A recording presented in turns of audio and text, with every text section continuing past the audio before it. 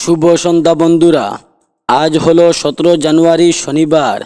আজকের সন্ধ্যার বিশেষ বিশেষ খবরগুলি হলো: শিক্ষা জিহাদের ডাক দেওয়া সম্প্রদায়ের কাছে নত কং হিমন্ত বিশ্ব শর্মা, সুপ্রিম কোর্টে খারিজ বিচারপতি বর্মার আবেদন, তদন্ত সংসদীয় কমিটির, বিফল বিরোধীদের সমস্ত কৌশল, মহারাষ্ট্র পূর্বুটে শেষ হাসি বিজেপিরও, নির্বাচনের পরই ফের অসম মেঘালয় সীমান্ত আলোচনা, শ্রমিক ও গ্রামীণ মানুষের স্বার্থবিরোধী নীতির বিরুদ্ধে স্বেচ্ছার জেলা কংগ্রেস, মিলেনি সরকারি প্রকল্পের সুবিধা, প্রতিবাদে সরব খেলমার মহিলারা। তাহলে বিস্তারিত খবরে যাওয়ার আগে এখনই চ্যানেলটি সাবস্ক্রাইব করুন এবং পাশে থাকা বেল আইকনটি বাজিয়ে রাখুন, যাহাতে সমস্ত খবরগুলি সবার আগে আপনার কাছে পৌঁছাতে পারে। এখন শুনুন আজকের খবরগুলির বিস্তারিত। শিক্ষা জেহাদের ডাক দেওয়া সম্প্রদায়ের কাছে নত কং হিমন্ত বিশ্ব শর্মা। অসমের জনসংখ্যায় পরিবর্তন ঘটানোর পর এক বিশেষ সম্প্রদায়ের লোকেরা এবার শিক্ষা জেহাদের ডাক দিয়েছে। তারা চাইছে গুয়াহাটি থেকে শুরু করে শিবসাগর ও ধুবড়ী সর্বত্র উচ্চপদস্থ সরকারি আধিকারিকরা হবেন তাদের সম্প্রদায়ে। তারা প্রকাশ্যে এই ঘটনা ঘোষণা করেছে, অথচ শুধুমাত্র রাজনীতির স্বার্থে কংগ্রেস এদের কাছে মাথা নত করে আছে। শুক্রবার এক ফেসবুক লাইভে এমনটাই বললেন মুখ্যমন্ত্রী হিমন্ত বিশ্ব শর্মা।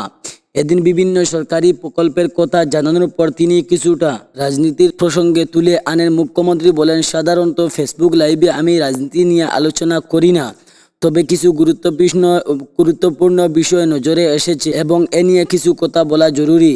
কিছুদিন আগে আমসুর প্রাক্তন সভাপতি রেজাউল করিম সরকার কংগ্রেসে যোগ দিয়েছিলেন এবং যোগদান অনুষ্ঠানে তিনি একটি ভয়ঙ্কর মন্তব্য করেছিলেন।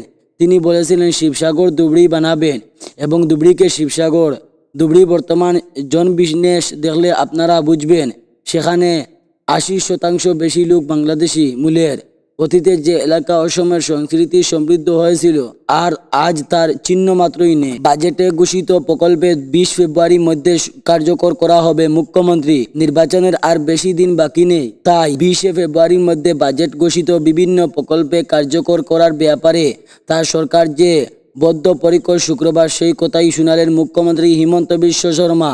এদিন ফেসবুক লাইভে মুখ্যমন্ত্রী বলেন, ফেব্রুয়ারির শেষ সপ্তাহে নির্বাচনের দিন ঘোষণা করা হবে, তার আগে এটি কলি দুটি পাত। মুখ্যমন্ত্রী আত্মনির্ভর অসম অভিযান প্রকল্প থেকে শুরু করে বিভিন্ন বিভাগের নিয়োগ প্রক্রিয়া সম্পূর্ণ করা হবে। মুখ্যমন্ত্রী বলেন, এখনো পর্যন্ত 85টি কেন্দ্রে মহিলা উদ্যমিতা প্রকল্পে স্বনির্ভর গোষ্ঠীর সঙ্গে জড়িতদের চেক বিতরণ করা হয়েছে।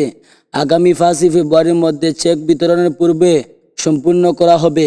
পরের দিন অর্থাৎ 6 ফেব্রুয়ারি মুখ্যমন্ত্রী আত্মনির্ভর অসম অভিযান প্রকল্পে 75,000 যুবকের হাতে প্রথম কিস্তির 1 লক্ষ টাকা করে চেক তুলে দেওয়ার অনুষ্ঠান সূচনা করা হবে। শ্রমিক ও গ্রামীণ মানুষের স্বার্থ বিরোধী নীতির বিরুদ্ধে স্বেচ্ছার কংগ্রেস জেলা। দেশের শ্রমিক ও গ্রামীণ মানুষের স্বার্থ বিরোধী কেন্দ্রীয় সরকারের নীতির বিরুদ্ধে সরব হল করিমগঞ্জ জেলা কংগ্রেস।